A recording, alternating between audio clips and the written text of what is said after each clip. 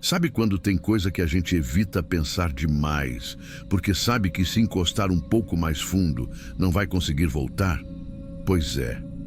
Faz quase 3 anos que eu tenho esse cuidado comigo. Não é exatamente medo, não. É outro nome.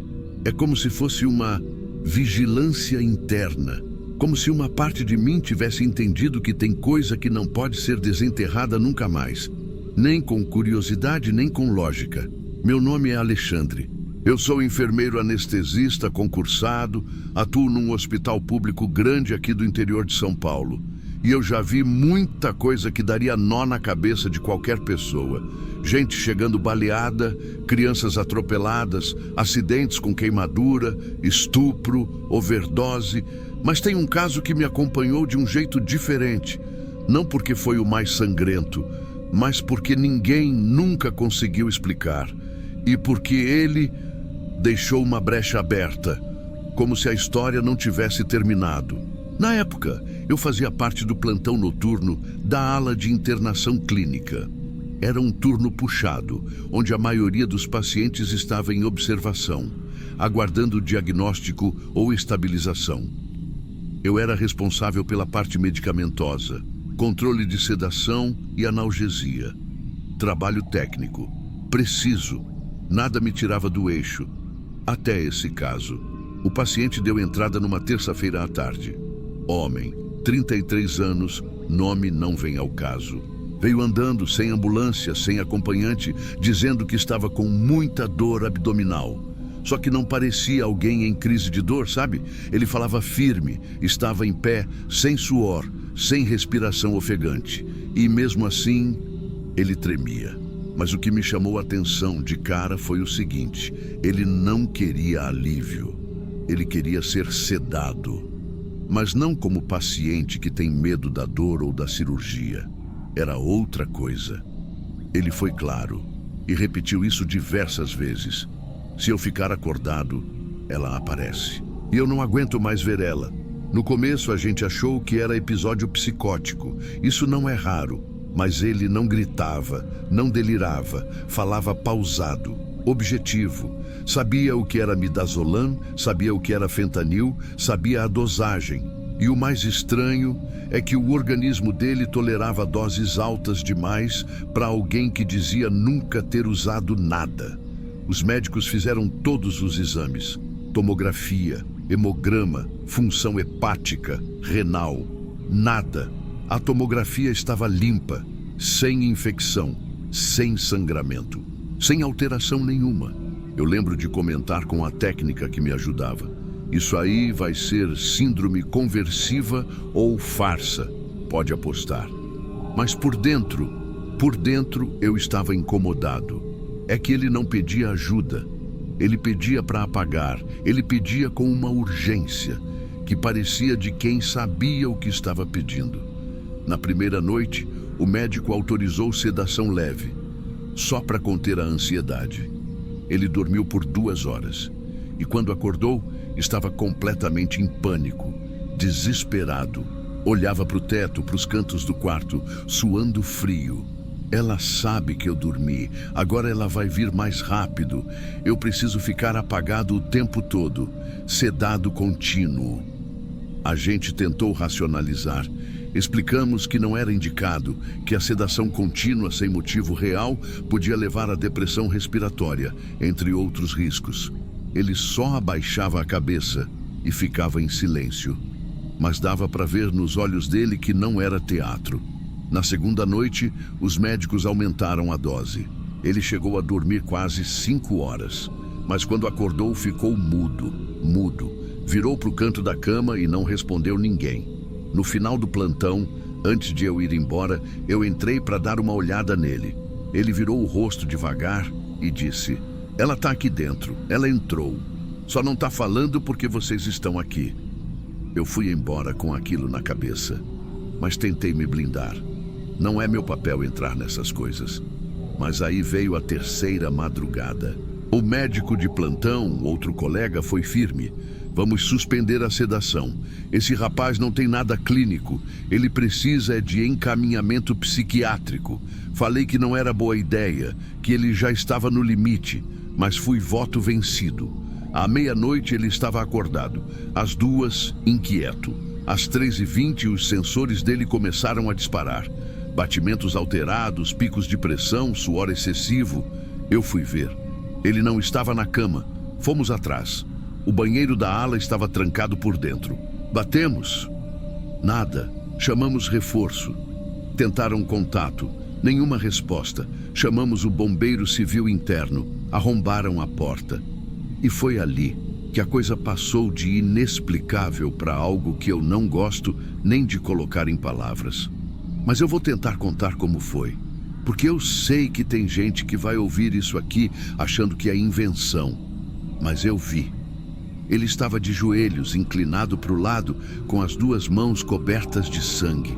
O rosto dele, ele tinha arrancado os próprios olhos, com as unhas. Um dos globos oculares estava no chão, o outro ainda na mão dele, fechado num punho trêmulo. Mas não foi isso o pior. O pior estava no espelho. Ele tinha escrito com o dedo todo coberto de sangue. Uma única frase. Ela estava certa. Agora ela vai atrás de vocês. Não tinha sinal de invasão. Nada quebrado, nenhuma pegada, nenhum som captado. Mas o clima ali era como se o banheiro estivesse cheio. Cheio de alguma coisa que não se podia ver. Uma presença densa, um silêncio carregado. Eu me lembro de sentir uma coisa absurda, a vontade de fechar os olhos, como se abrir os olhos ali fosse um convite para enxergar algo que não era para ser visto. A perícia não encontrou nada. O laudo foi inconclusivo. Falaram em surto psicótico de origem desconhecida. Mas nenhum surto psicótico explica a tolerância aos sedativos, a ausência de lesões anteriores, o controle motor preciso para escrever em espelho com sangue sem errar uma letra sequer. Depois daquele dia, 3 pessoas do nosso plantão pediram demissão. Um técnico nunca mais voltou. Desapareceu. Outro, um residente, foi internado 1 mês depois. Não falava mais com ninguém. Só repetia que ela estava na maçaneta. E eu ainda não terminei meu relato. Mas eu te pergunto, você conseguiria dormir tranquilo depois de ver uma cena dessa? Porque eu não consigo. Depois daquele plantão, eu fui afastado por 7 dias. Motivo: choque emocional. A chefia disse que era só protocolo, que acontecia com muita gente depois de situações extremas.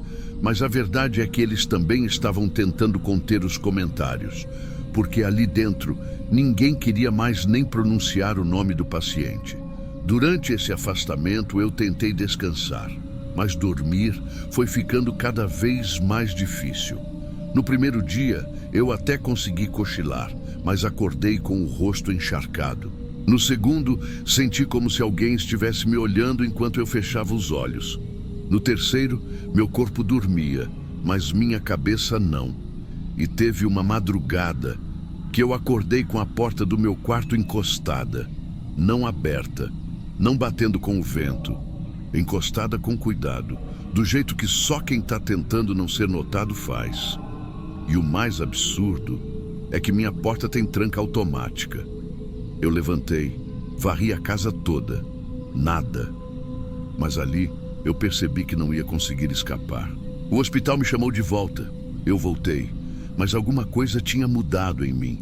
Antes, eu sempre fui cético. Nunca me apeguei a nada espiritual, místico, sobrenatural. Só que agora eu me pegava evitando espelhos, evitando escuro, evitando fechar os olhos com a luz apagada. E o mais perturbador, comecei a tomar os mesmos sedativos que ele pedia. No começo, só para testar. Depois, para conseguir dormir 1 hora ou 2. Hoje, eu só durmo se tomar.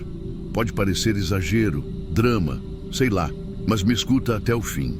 1 mês depois do caso, um dos técnicos do plantão foi encontrado, longe da cidade, numa estradinha de terra, dentro do carro. Adivinha? Sem os olhos e com os dedos sujos, sem explicação, sem carta, sem sinal de arrombamento no carro, sem histórico de surtos de nada. Só o corpo, os dedos e os olhos arrancados com a própria mão. Igual. Aí a dúvida virou certeza. Mas não uma certeza médica. Uma certeza silenciosa, suja, escondida dentro do peito. Depois disso, eu larguei o plantão noturno. Pedi transferência para o centro cirúrgico. Horários controlados, ambiente monitorado. Gente sempre acordada. Mas mesmo assim, tem dias em que eu sinto que ela ainda está atrás. Não sei explicar o que é.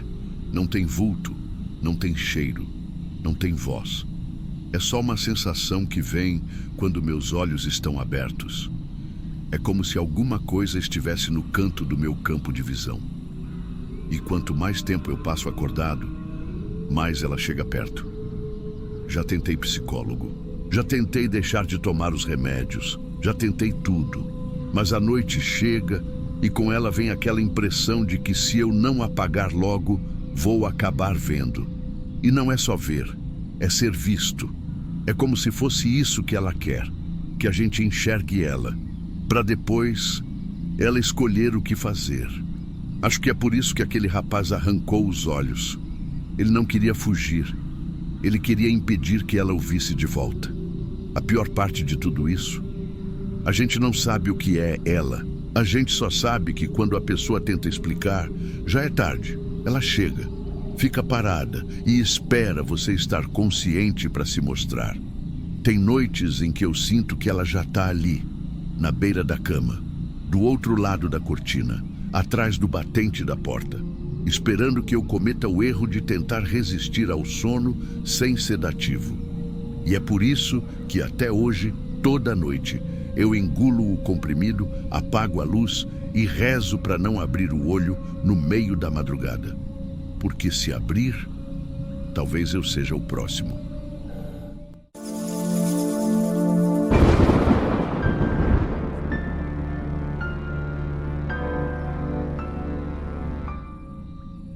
Se eu te dissesse que um dos maiores medos da minha vida não veio de uma ameaça com arma, nem de um paciente em surto, mas sim de um homem imóvel numa cama, você acreditaria?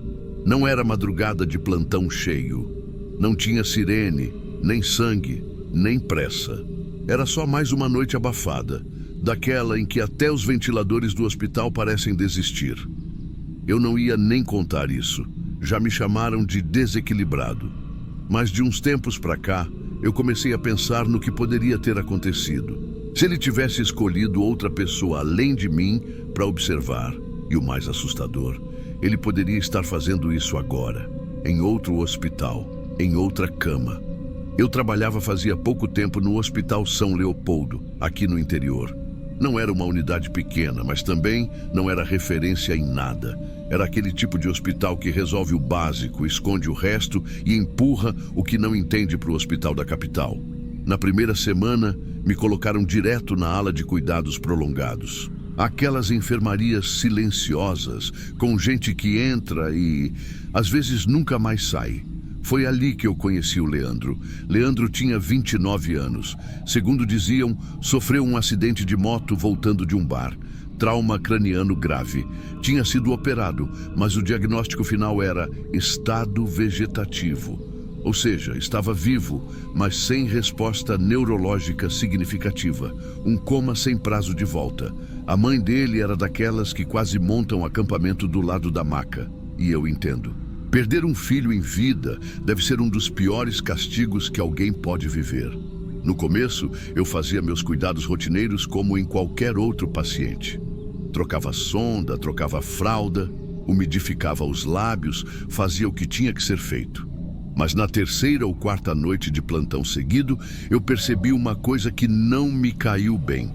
Era para eu só higienizar o braço esquerdo dele e trocar a tala, que estava com a fita solta.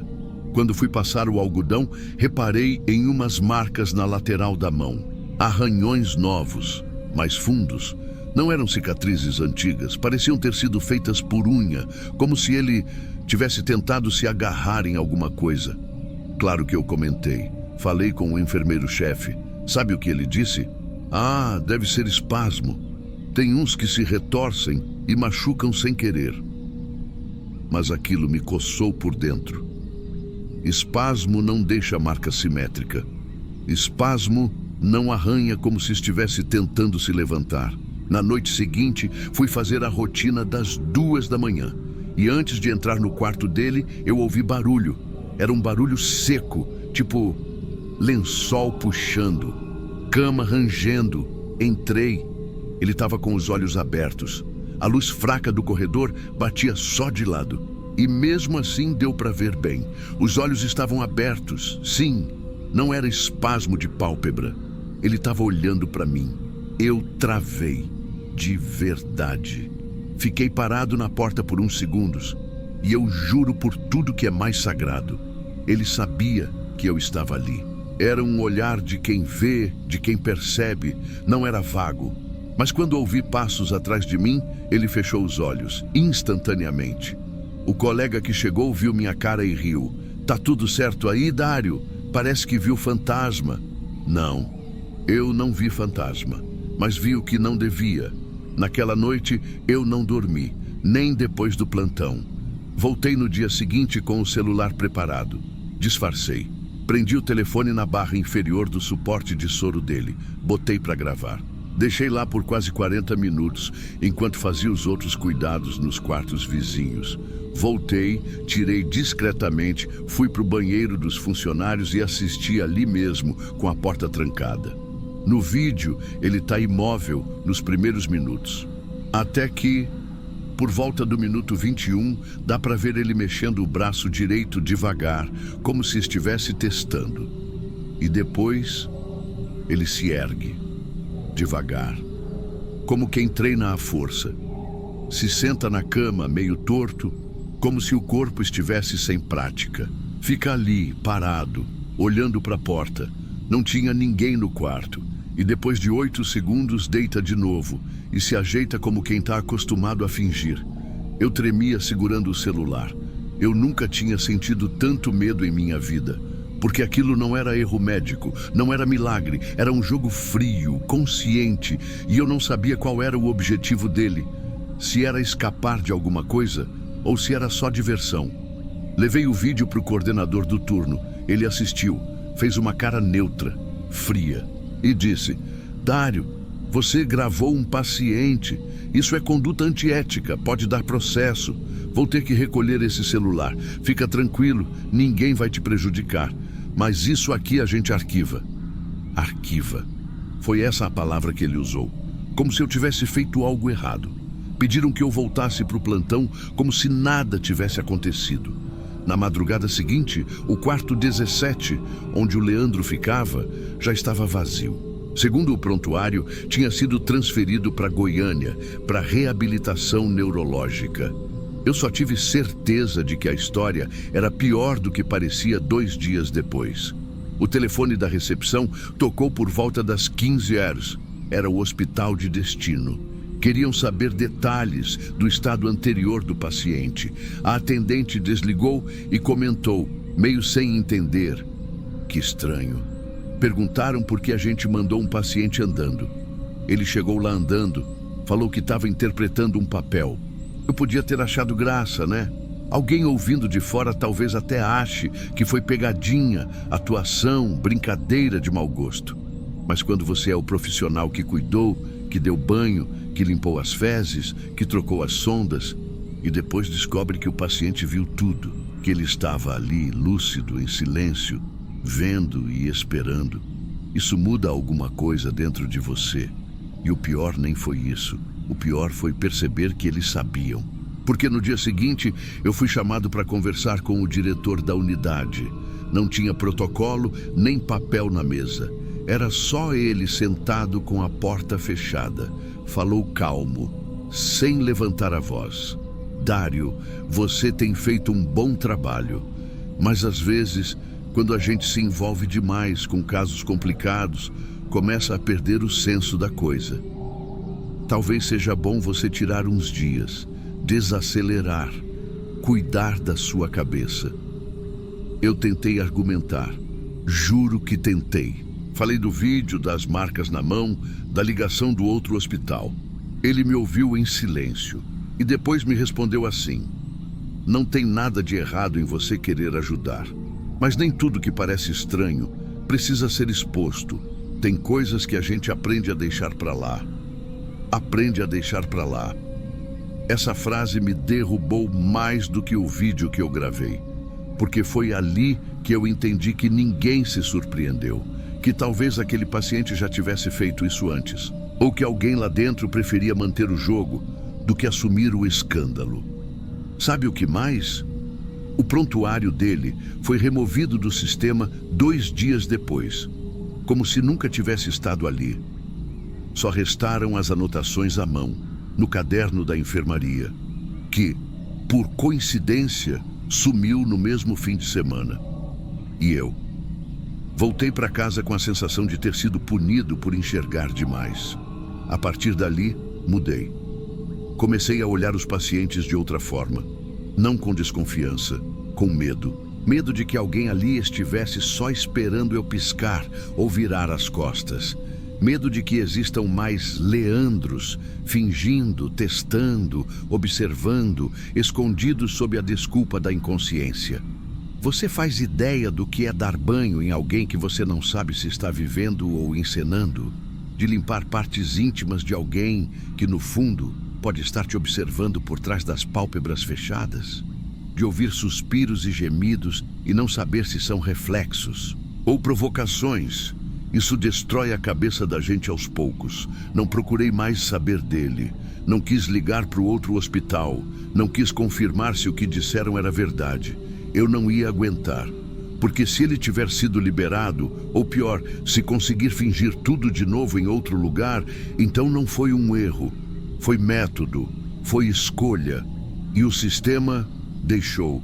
Hoje, eu trabalho num hospital menor, no interior, com menos casos neurológicos.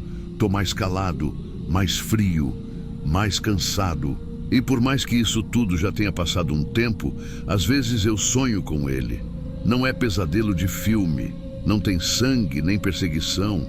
É só uma cama, numa enfermaria escura, e alguém ali deitado, de olhos fechados, mas que, bem no fim do sonho, abre só um dos olhos, devagar, e sorri.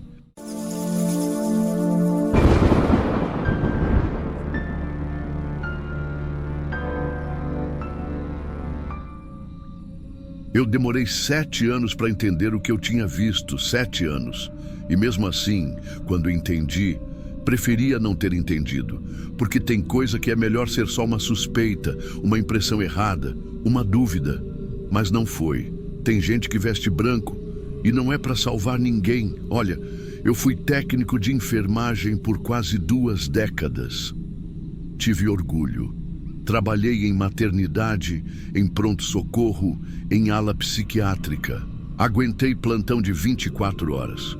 Grito de parente, falta de luva, falta de respeito, falta de Deus no olhar de muita gente. Vi erro, vi negligência. Mas nada, nada chega perto do que eu vou te contar agora. E eu juro por tudo que é mais sagrado. Se eu tivesse coragem de falar antes, alguém talvez não tivesse morrido. Mas ele sabia o que estava fazendo e sabia como se esconder. O nome dele eu não vou dizer, mas quem trabalhou naquele hospital entre 2015 e 2018, setor de clínica médica, vai saber. Alto, olhos claros, cara de anjo, sempre sorrindo. Aquele tipo que faz piada com o paciente para deixar o ambiente leve. E funcionava, viu? Ele era bom nisso, todo mundo gostava. Até os pacientes. Ele decorava o nome de cada um. Fazia carinho na cabeça de idoso, brincava com acompanhante, chamava os outros de meu rei, minha rainha. Um cara desses, você não imagina o que é capaz. E era sempre ele que corria primeiro quando o monitor apitava. Sempre ele. No começo, eu achava isso bonito. Tava no plantão da madrugada, ele se oferecia para ser o primeiro a correr com o desfibrilador. Pegava o DA antes de todo mundo. Dava ordem, organizava o quarto, gritava, vai dar tudo certo. Igual em filme, ele virou um tipo de herói ali dentro. Tinha uma parede de elogios com o nome dele impresso. Dava palestra na sala de reunião. Já cheguei a ver uma mãe ajoelhada agradecendo ele por ter salvo o pai dela. Eu mesmo, escrevi o nome dele num caderninho, com uma frase que ele falava direto: não é a mão que reanima, é a fé. Hoje, se eu ainda tivesse esse caderno, eu queimava. Sabe quando as coisas começam a dar errado, mas de forma sutil? Foi assim, uma parada aqui, outra ali. Até aí, normal. É ala de clínica médica, gente frágil, idoso, AVC, hipertenso. Mas depois começou a chamar atenção. Era sempre nas madrugadas dele. E sempre a mesma coisa.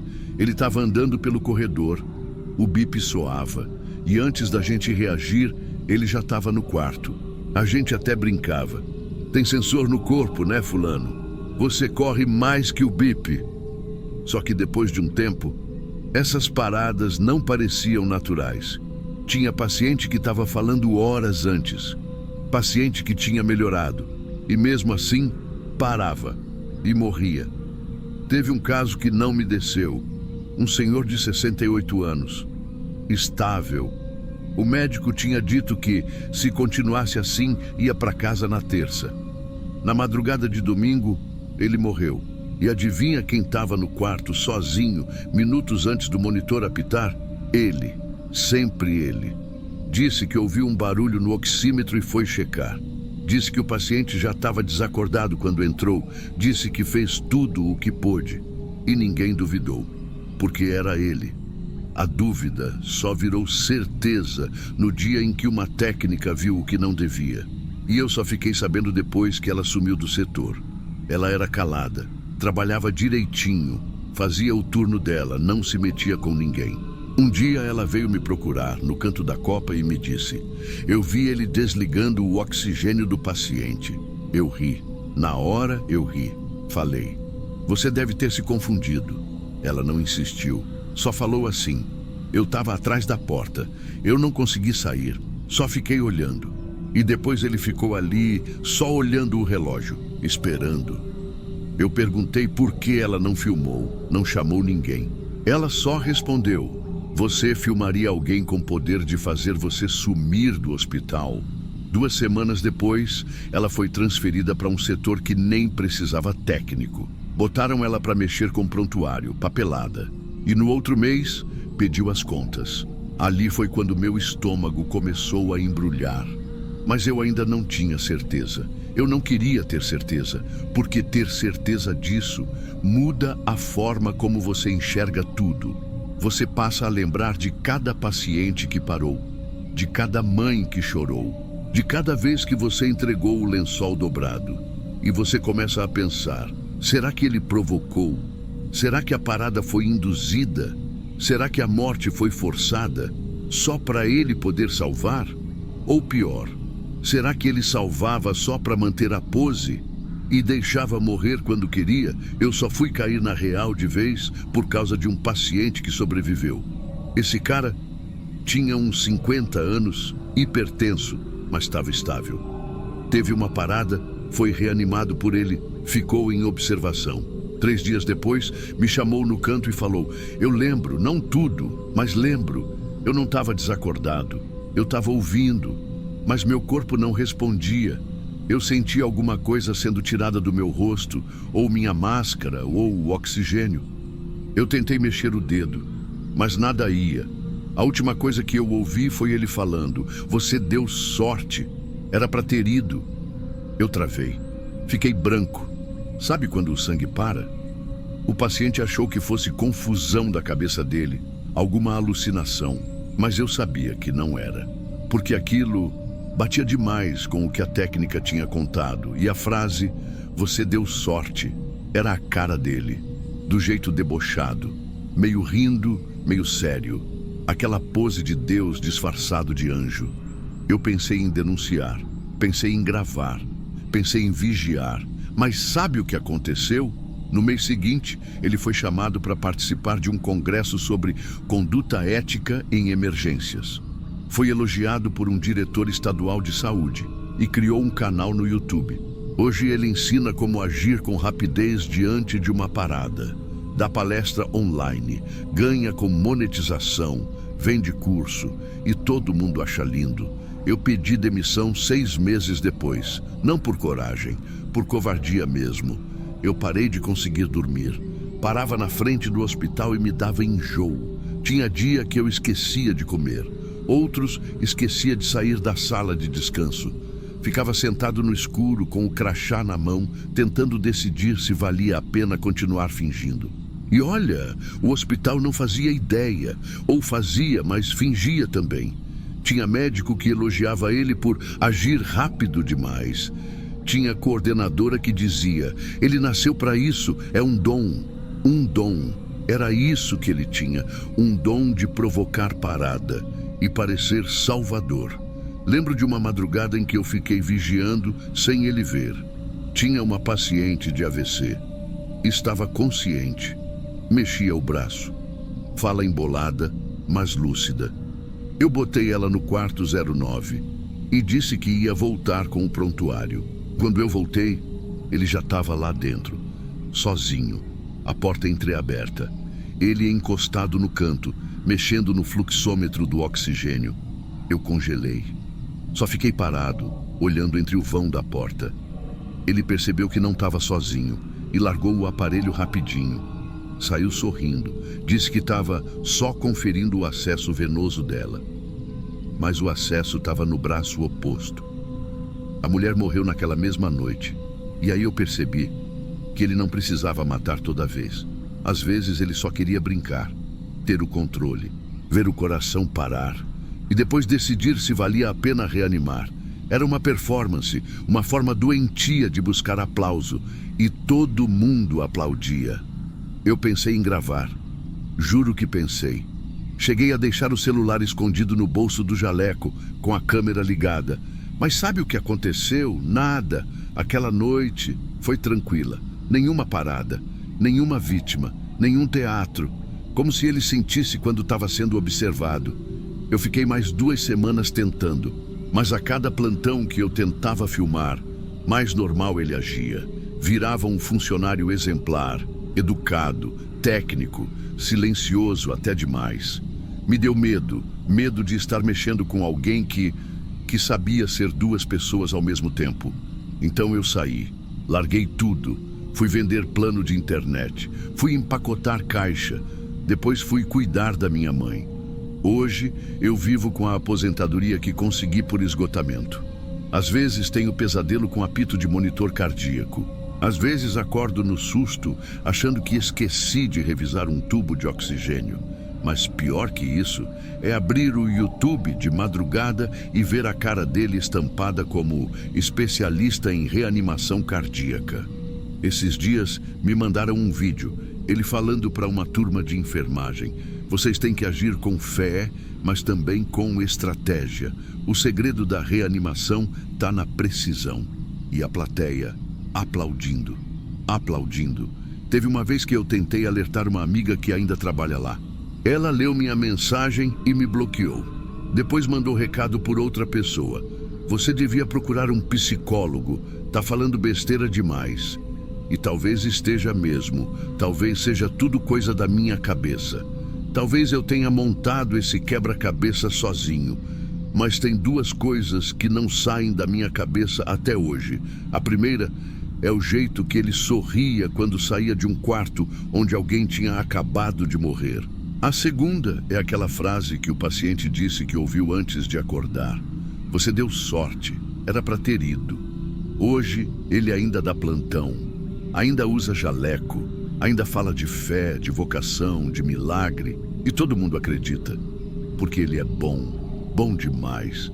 E talvez seja justamente por isso que ninguém nunca vai perceber. Ou talvez todo mundo já percebeu, mas é mais fácil deixar como está. Mais fácil continuar achando que o Salvador é só Salvador, mesmo que no fundo ele só reanime quem ele mesmo desligou.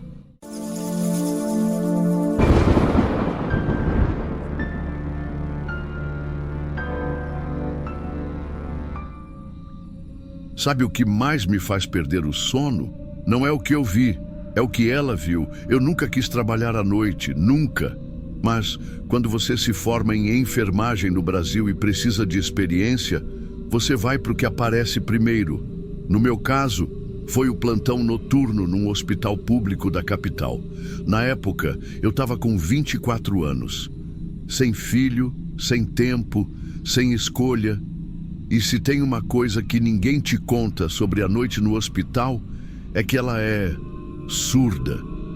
Você ouve os barulhos, mas eles não reagem a você. As máquinas apitam, os elevadores descem sozinhos, o interfone toca 2 vezes, você atende e não tem ninguém. Mas nada disso é anormal. O que me marcou mesmo foi uma senhora, uma paciente, de nome curto, comum, mas de olhar que me perseguiu por anos. Eu ainda lembro da primeira vez que eu vi ela. A ficha dizia cirrose hepática avançada, mas quando entrei no quarto, a impressão era outra. Ela estava sentada, com as costas meio arqueadas, olhando para o vidro da janela, como se enxergasse algo muito além da cidade. Não piscava, não bocejava, não se mexia. Estava acordada, mas parecia esperando. Só que esperando o quê? Eu não sei. Naquela madrugada, eu entrei no quarto para aplicar medicação. Estava tudo silencioso no corredor. E eu juro por tudo que eu ouvi risada antes de abrir a porta. Risada velha, gargalhadinha baixa. Sabe aquela que parece estar escondida na garganta? Abri a porta devagar. Ela estava sozinha, luz apagada, televisão desligada, nenhum acompanhante. Fui direto para a ficha na prancheta, fingindo que não ouvi nada. Na hora de aplicar a medicação, ela falou comigo pela primeira vez. Hoje vai morrer o paciente mais novo do hospital. Assim, sem olhar para mim, sem mexer os lábios direito. Só soltou essa frase como quem fala que vai chover. Eu congelei por 1 segundo. Eu perguntei se ela queria água só para desviar. Ela não respondeu. Voltei para o posto com aquilo na cabeça. Falei com o técnico, com uma colega de estágio. Ninguém deu moral. De manhã fui embora tentando rir disso. Idoso fala cada coisa, pensei. Mas no plantão da noite seguinte, eu soube da notícia. Um recém-nascido da UTI havia morrido, o mais novo do hospital. E ele morreu justamente naquela madrugada. Eu lembro de ter sentido um mal-estar esquisito, tipo culpa, tipo enjoo, mas me recusei a fazer a ligação na hora. Nos dias seguintes, evitei entrar no quarto dela, deixava para outro colega. Mas uma noite, o enfermeiro do plantão teve uma crise de enxaqueca. Fiquei sozinho com 24 leitos. Tive que encarar. Ela estava no mesmo lugar, mesma pose, sem TV, sem rádio, sem acompanhante, mas tinha alguma coisa diferente. O quarto parecia mais quente, mais abafado, mais suado. E quando eu entrei, ela falou de novo. Dessa vez, mais calma. Hoje vai ser o rapaz que chegou com pneumonia. Eu não sabia quem era, então ignorei, mas fiz questão de memorizar. No dia seguinte, quando voltei, descobri que o paciente do quarto 408, um homem de 35 anos internado com pneumonia bacteriana, tinha falecido de madrugada. Era a 2ª vez. A partir dali, eu comecei a anotar. Num cantinho do meu caderno de medicações, eu escrevia o que ela falava. Nunca era muito. Nunca era um discurso. Sempre uma frase só, seca, certeira e sempre antes. Teve uma madrugada que ela disse: "O homem que fica rindo sozinho vai parar hoje." Horas depois, o paciente com Alzheimer do 3º andar teve uma parada respiratória súbita. Outro dia, ela soltou: "A menina do lençol roxo não acorda mais." No fim da madrugada, uma adolescente com lúpus foi encontrada sem pulso na enfermaria. Era como se ela não previsse, era como se ela avisasse. Tipo, ela já sabia e só estava comentando. Eu comecei a ficar mal, tipo mal de verdade. Náusea, tremedeira, paranoia. Eu estava com medo real de ouvir a voz dela. Comecei a passar pelos corredores com o rádio do posto ligado no volume 3, só para quebrar o silêncio. E mesmo assim, o medo não ia embora. Teve um dia que eu precisei ir até o quarto dela e pedi para outro técnico me acompanhar. Ele achou exagero, mas foi. Quando entramos, ela virou o rosto devagar para mim. Só para mim. E sorriu. Um sorriso torto.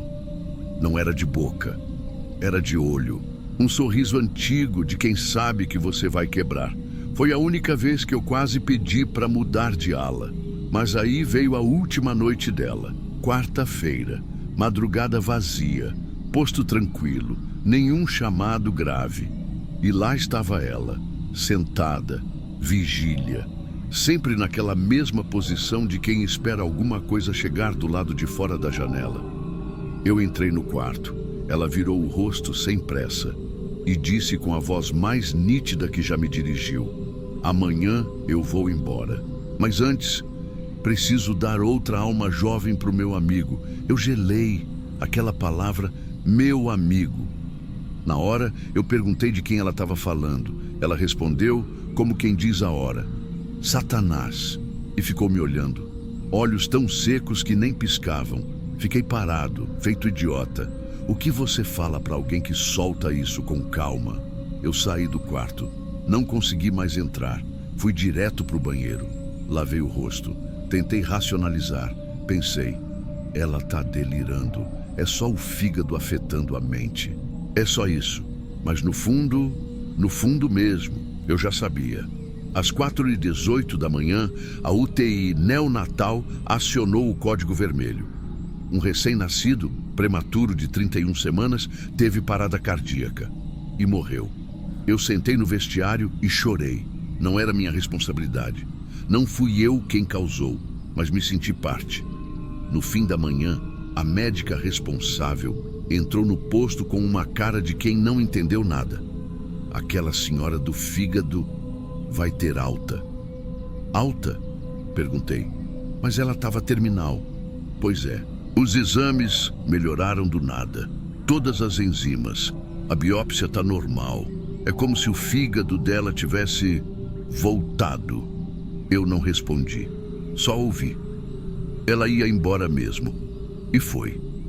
Antes de sair, ela passou pelo corredor com uma sacola pequena e uma roupa clara, como se fosse para casa de parente. Caminhava melhor do que no dia que chegou. Sem dor, sem soro, sem olhar para os lados. Mas antes de atravessar a porta de saída, ela parou. Virou lentamente para trás e me encontrou com os olhos.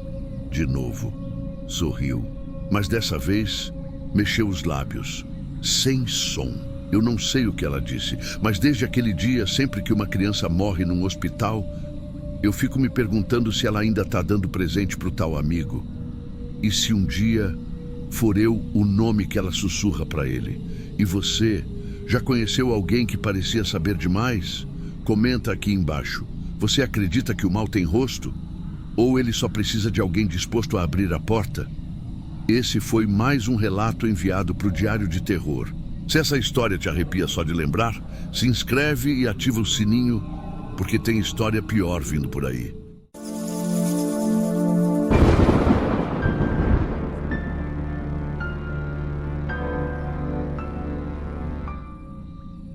Eu me demiti daquela clínica faz quase 3 anos. Ninguém me mandou embora, ninguém me expulsou e ninguém me acusou de nada. Mas eu fui embora. Fui porque eu vi uma coisa, e se eu ficasse mais uma semana lá dentro, talvez eu fizesse parte daquilo também. Não sei como começar isso sem parecer exagerado, mas também não quero parecer frio. Então vou falar do jeito que a coisa aconteceu. E se alguém aí que estiver ouvindo trabalha na área da saúde, vai entender do que eu tô falando. Na época eu estava na ala feminina de uma clínica psiquiátrica no interior de São Paulo. Uma clínica limpa, estruturada, sem fama de maus tratos. Nada de filme de terror. Ali, a maioria das pacientes estava ali por quadros controlados. Depressão, esquizofrenia leve, bipolaridade em fase estável, esse tipo de coisa. A maioria era lúcida. Falava com você, contava da família, fazia crochê, lia devocional. Algumas até recebiam visita com frequência e tinham alta prevista. E foi justamente por isso que ela chamou atenção. Porque ela estava pronta para ir embora. O nome dela eu não vou falar. mas era uma mulher de uns 70 e poucos anos. Católica, calma, falava baixo. Tomava os remédios direitinho, comia o prato todo, nunca criou caso com nenhuma funcionária. A ficha dela dizia que o quadro era de depressão com alucinações auditivas esporádicas, controladas com medicação, e estava funcionando. Nas 3 primeiras semanas que eu peguei plantão com ela, foi tudo normal. A gente até brincava que ela era a mais tranquila da ala. Se todas fossem como ela, ninguém perdia o sono. A alta dela já estava marcada. Ia acontecer numa sexta-feira, mas começou na segunda. Eu lembro do horário porque estava anotado no livro de passagem de plantão. 02:47 da manhã. A paciente do leito 7 tocou o botão de emergência dizendo que tinha alguém atrás da cortina. Disse que acordou com a sensação de que estava sendo observada. Quando a gente chegou, não tinha ninguém, todo mundo dormindo. A cortina fechada. Ouvimos, examinamos, anotamos no prontuário. Normal. Na terça, foi outra paciente que reclamou, a do leito 4. Dessa vez, diz que alguém ficou parada por muito tempo ali, do lado da cama dela, só olhando. Não mexia a boca, não piscava, começou a formar um padrão. E não era delírio. Na quarta-feira, eu vi. Estava fazendo ronda com uma lanterna na mão porque uma das luzes do corredor estava queimada. Passei devagar pela fileira de camas com aquelas cortinas de hospital, meio transparentes, sabe? Aquele tecido branco que balança com o vento do ar-condicionado. E foi aí que eu vi a sombra, atrás da cortina da cama 5. A pessoa estava em pé, bem colada na divisória, imóvel. Não respirava fundo, não se mexia, só estava lá, silenciosa demais para o horário.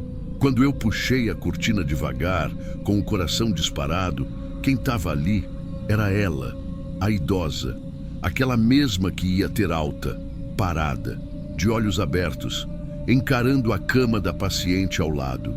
Quando eu chamei o nome dela, ela nem se assustou. Só virou a cabeça devagar e voltou para a cama dela, andando como se fosse sonâmbula. Não disse nada. Na manhã seguinte, eu comentei com a enfermagem. Sabe o que disseram?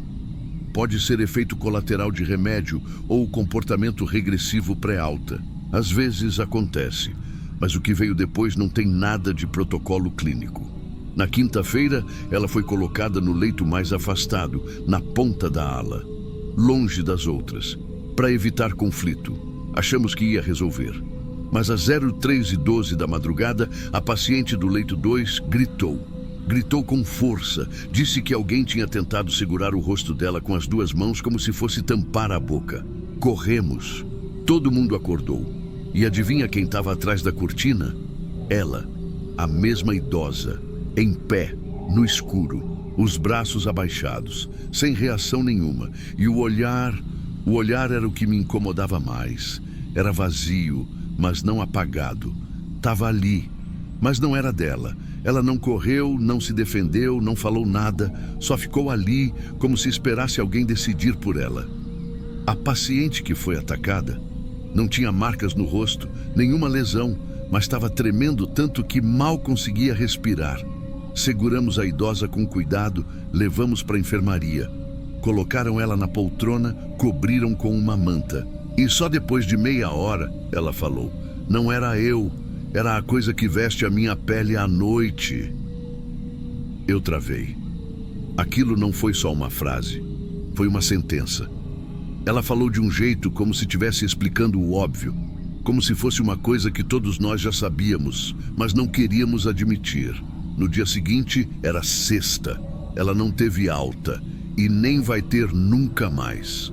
Ela foi encontrada morta no banheiro, de manhã, sentada no chão, encostada na parede, com a cabeça caída para o lado. Não tinha sangue, não tinha ferimento, mas estava sem cor. Um dos médicos disse que era provável causa natural, embolia talvez, mas ninguém confirmou nada. O corpo foi levado rápido. A família assinou o atestado e levou para enterrar. Para a clínica, fim de caso. Para mim, foi só o começo. O clima naquela sexta-feira não parecia de luto. Não teve reunião, não teve comunicado oficial. Foi tudo abafado. Deram folga para quem estava de plantão com ela e agiram como se fosse só mais uma paciente idosa que morreu de causas naturais. E para ser bem honesto, naquela noite eu fui para casa tentando acreditar nisso também. Mas no fundo, alguma coisa tinha me mexido por dentro. Uma inquietação que eu não sabia nomear ainda. Ela morreu dizendo que alguma coisa vestia a pele dela. E agora, essa coisa não tinha mais onde morar. Na segunda-feira seguinte, eu voltei para o plantão. E juro por tudo, eu queria ter encontrado tudo normal. Eu queria ter contado essa história só até aqui, mas não foi o fim. Na madrugada de terça, a auxiliar de enfermagem do turno anterior anotou algo no livro de plantão. Quando eu bati o olho, minhas costas gelaram. Paciente do leito 6, vista em pé, às 03 e 04, atrás da cortina do leito 5. Retornou à cama sem resistência. Nenhum incidente. Leito 6 era ocupado por uma moça chamada Helenice. 30 e poucos anos, interna voluntária, depressão resistente, lúcida, educada, respeitosa, nunca deu trabalho. Ou seja, o mesmo perfil da idosa antes de tudo começar. Na quarta-feira, fui eu quem flagrou. Durante a ronda das 03 horas, passei pela fileira de camas e vi a sombra. Alto da madrugada, tudo silencioso. Atrás da cortina branca, o contorno do corpo de alguém. De novo, imóvel. Mas dessa vez, tinha um detalhe que me arrepiou inteiro. A cabeça da pessoa estava levemente tombada para o lado, exatamente como o corpo da idosa foi encontrado no banheiro. Puxei a cortina devagar. Era a Helenice, de olhos abertos com o olhar vazio, mas não apático. Um vazio que me olhava de volta. Ela não falou nada, virou as costas e voltou para a cama, como se tivesse sido acordada de um sonho que ela nem sabia que estava sonhando. Na manhã seguinte, eu pedi para conversar com o psiquiatra da ala. Contei o que vinha acontecendo. Usei termos técnicos. Falei da repetição de padrão, da possibilidade de comportamento mimético induzido, de gatilho pós-trauma coletivo. Ele ouviu, anotou e disse: essas coisas acontecem. Uma paciente morre e outra absorve a identidade dela. É o cérebro tentando encontrar um papel dentro do ambiente fechado. A gente trata isso com ajuste de medicação. Eu perguntei se não devia ser feito algo mais imediato, tipo observação constante, mudança de ala, conversa psicológica mais aprofundada. Ele respondeu com aquele tom neutro que eu aprendi a odiar. A Helenice ainda não representa risco a si ou a terceiros. Estamos monitorando. Naquela noite, eu fiquei de olho nela o tempo todo. Andava pelo corredor de 10 em 10 minutos. Parava do lado da cortina, olhava de relance. Tentava fingir que era só mais um turno. Às 02:59, nada. Às 03:07. Cortina balançando. Entrei. Ela estava em pé. Mas dessa vez não estava parada. Ela estava com as duas mãos estendidas, bem devagar, como se fosse tocar o travesseiro da paciente vizinha. Foi nesse momento que eu chamei. Alto, ela congelou, virou para mim e perguntou. Eu levantei? Era como se não fosse ela. Eu levei ela para a sala de medicação, chamei uma enfermeira, perguntei como ela estava se sentindo. Ela só disse: minha boca está com gosto de sabonete. Foi como um soco. Porque a idosa também foi encontrada com o rosto limpo, lavado, como se tivesse passado água e sabão antes de morrer. Só que ninguém nunca mencionou isso em voz alta. O psiquiatra autorizou uma mudança de leito e ajustes na medicação. Mas não houve melhora. Na madrugada de sábado, uma paciente nova, recém-internada, foi vista em pé atrás da cortina da Helenice. E aí, eu pedi desligamento. Simples assim. Sem aviso, sem querer indenização, sem querer saber o final. Porque se aquela coisa que veste a pele estava só passando de uma para outra, feito um comportamento, uma presença, uma ideia, seja lá o nome, O que me garantia que não poderia pegar em alguém da equipe também. Ou pior, em mim. Até hoje, quando eu escuto o som de cortina sendo arrastada, meu corpo trava. E eu fico esperando ver alguém em pé, no escuro, em silêncio, olhando para mim com um rosto conhecido, mas que não tem ninguém ali dentro.